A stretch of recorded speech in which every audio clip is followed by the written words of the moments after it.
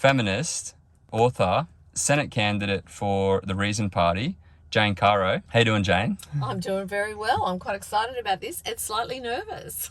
I feel like we're stitching together a lot of different topics here and trying to draw out the common theme here, and I think maybe it's hierarchy, right? Yeah, it is. And Power and privilege. Power and privilege, centralization, these structures of hierarchy and how they manifest themselves in the real world. We've talked about a few already. I want to talk about energy, hierarchical, centralized energy. If we look at coal, oil and gas, fossil fuels, they're all forms of centralized hierarchical energy. These coal assets, the coal mines, the power plants, they're owned by a handful of companies, and those companies are owned by a handful of people, generally men. Yes, those who own the power have the power. Yeah, with fossil fuels, they're centralized and we're all dependent on them for our power, right? So when you turn your lights on at your home, if it's run off a coal-fired power station, you're paying money to these centralized hierarchical structures. But the incredible thing about renewables coupled with electric vehicles is that they are forms of decentralized energy. If you get together with your community, or even at a household level, you stick solar panels on your roof, you get a community-owned battery, your community builds a wind farm, you're basically taking energy away from that hierarchy, and with that comes political power. You're taking the power away from the powerful.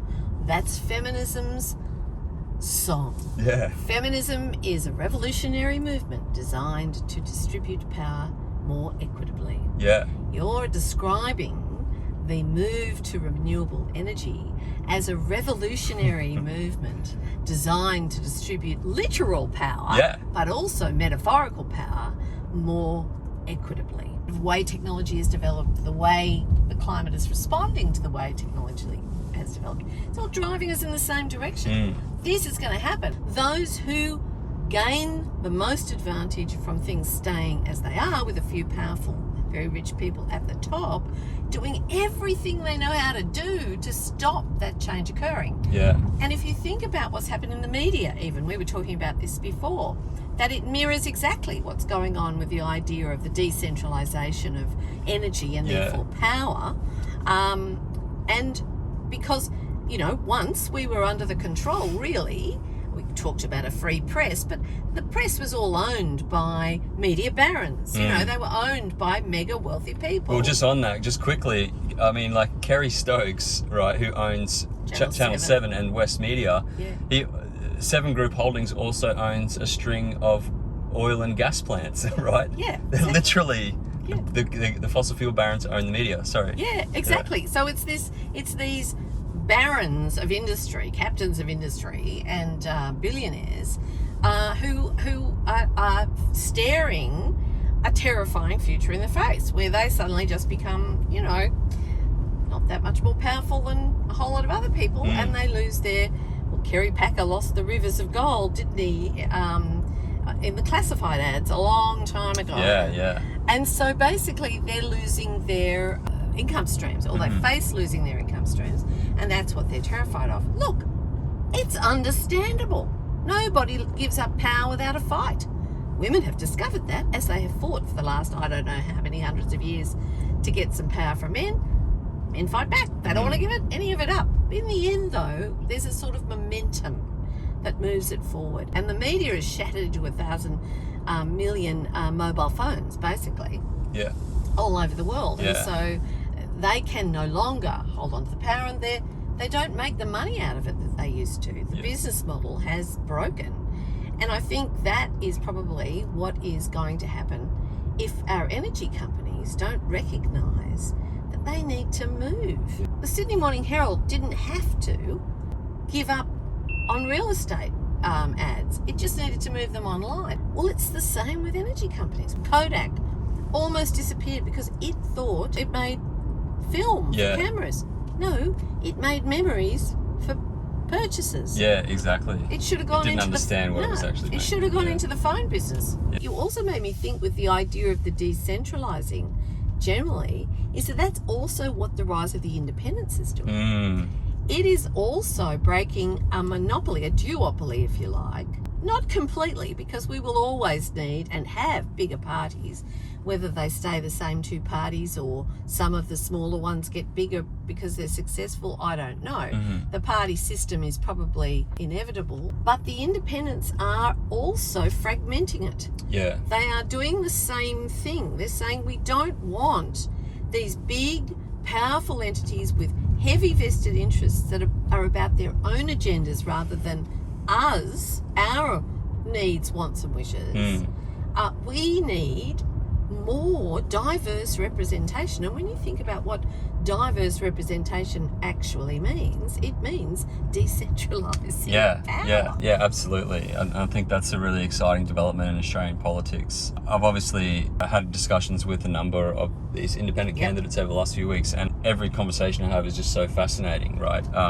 To see this playing out in Australian politics, I think, is incredibly exciting. And there's a real chance that we're going to see a minority government after this election, which we shouldn't be afraid of. No. If you think of things in the limit, and I want to just briefly talk about Elon Musk here, because Elon Musk is, I think, very much misunderstood by a lot of people, but Elon has kind of revolutionized engineering thinking, right? And he's got a number of philosophies around engineering and life in general, but one of them is thinking in the limit. And let's think of Australian Parliament in the limit, where it's 151 independents, right? Democracy originally would have been about that. If you're going to get things done, you do have to get agreement and get enough votes. And so what I think works well is a loose party structure. What we have in Australia is quite a rigid party structure, so that we're very opposed to anyone crossing the floor, and it's big news, if Trent Zimmerman crosses the floor. It's tragic what's happened with these floods, and we can compare them with the fires that happened a couple of years ago. Now, the fires happened after the last election. These floods are happening a couple months before the election, right? And you probably saw this on Twitter the last few days, but some young person on TikTok put together this incredible montage of all these climate denying statements that Scott Morrison has, and overlaid that with the horrific imagery that we've seen from the bushfires, from the floods, from these extreme weather events that are now happening so regularly. And that video went viral on TikTok. It then got shared on Twitter. It went viral on Twitter. It went viral on Insta. He kind of listed off, he thought it had 500,000 here, 500,000 there. It was over 2 million across the platforms, right? That's just the ones that he knew about, right? And it'll have gone further because it'll have gone on Facebook and email and all sorts of places. I saw it and I said, Morrison's dead. Yeah. Morrison's dead. This is the entire argument in a nutshell. Yeah. You, sir, took a lump of coal into the Parliament and sneered and ridiculed those who said this is dangerous, deadly dangerous, and here is the consequences of your refusal to take that warning seriously. You, sir. Yep, and this is, again, come back to this concept of decentralization. This is a young person has with their phone or their laptop put together this video in such a beautiful, artistic way, and reached millions of people. Yep. That is democracy. That is democracy in action. It is the fragmentation, and it is the revolutionary movement away from centralised power towards a more equitable distribution of power. And it's what I've wanted to see all my life. Yeah. It's what I fought for all my life. And it's what equity means. Equity means everybody has some of the power. Elon Musk and his companies are really misunderstood by a lot of people. A lot of people think that SpaceX is about this escape thing for some people to go escape to Mars. It's really not about that. A big project that SpaceX has been working on is called Starlink. 40,000 small satellites, low orbit satellites, right, orbiting the planet, and will provide high-speed internet anywhere in the world. Yeah.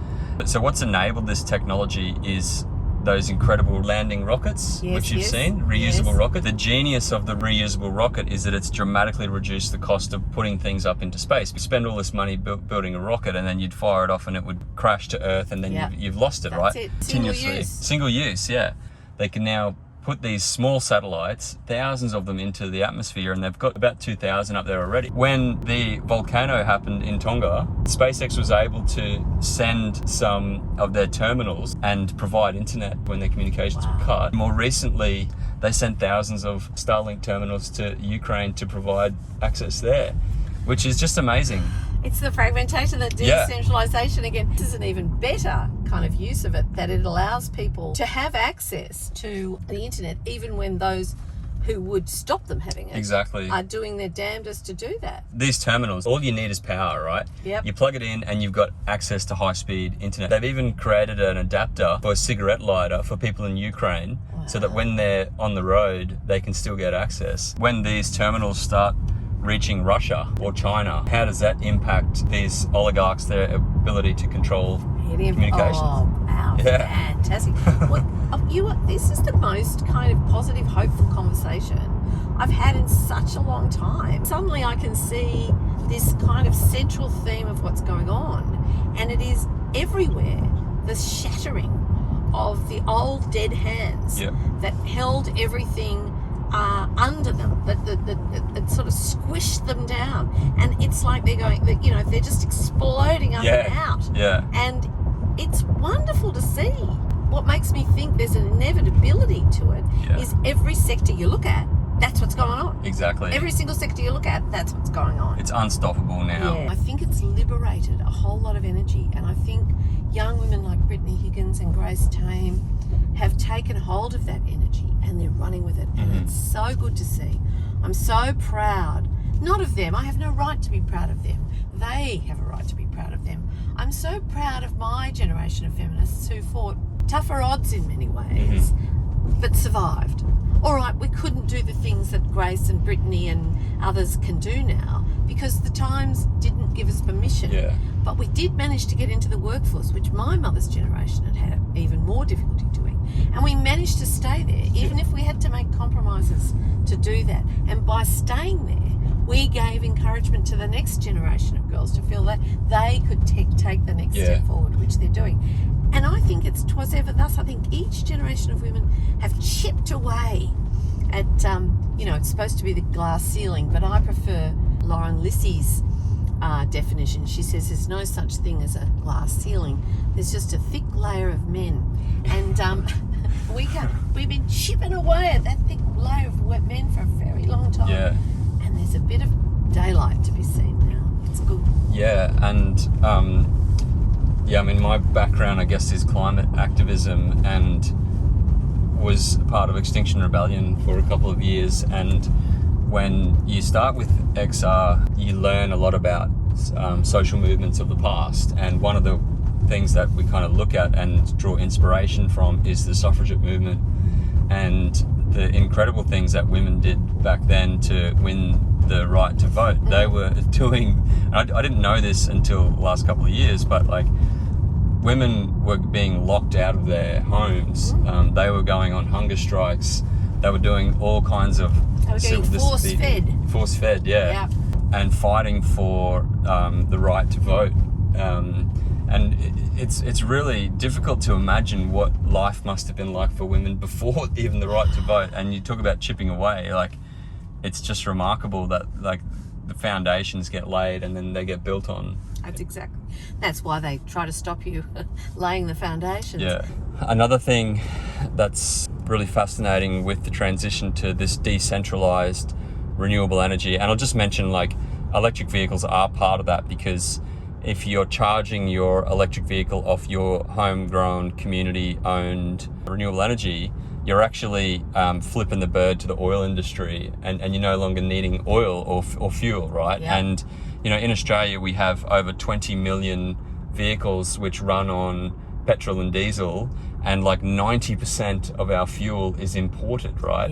So 90% of all the cars and trucks that are part of our economy, 90% of the fuel isn't even made here in Australia. You could shut us down in a week. A couple of fuel lines if they get cut, right? This is the other massive opportunity for renewables and electric vehicles, is that if we totally transition to electric vehicles and 100% renewables, we're powering our entire economy from homegrown Aussie energy. And isn't that in a way what COVID has forced us to do? Mm. Because COVID really rebuilt walls between nations because of the need to keep, possible infection out, we had to be throwing much more on our own resources. And people are starting to manufacture things again here that they'd stopped manufacturing a long time ago, and we had to import it all, including vaccines. Yeah.